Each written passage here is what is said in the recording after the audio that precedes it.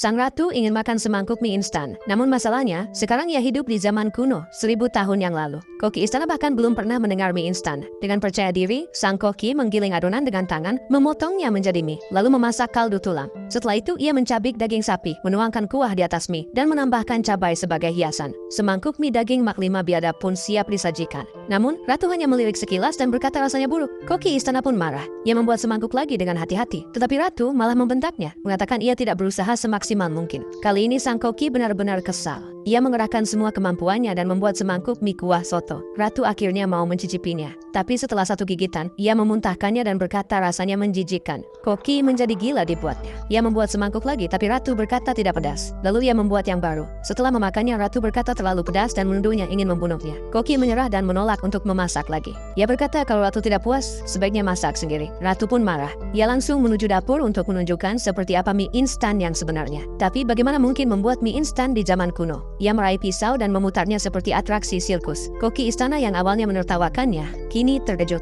Ratu mulai memotong sayuran sambil berkata, ini adalah pertama kalinya ia memasak dan ia tak tahu harus mulai dari mana. Namun, sedetik kemudian, sang koki hanya bisa terdiam melihat keterampilan pisaunya luar biasa. Ia lalu melilitkan mie disumpit. Ketika minyak sudah panas, mie itu dilemparkan ke dalam wajan untuk digoreng. Lalu, ia menghancurkan campuran rempah dan menyaringnya menjadi bubuk. Bumbu mie instan pun jadi seketika. Gerakannya membuat semua orang terpana, tapi koki masih tidak peduli. Ia menganggap dirinya adalah koki kerajaan terbaik. Mana mungkin kalah dari orang yang belum pernah memasak sebelumnya. Ia pun mendekati kompor dan mencicipi kuahnya. Ekspresinya langsung berubah, lalu mencicipinya sekali lagi. Tangannya mulai bergetar.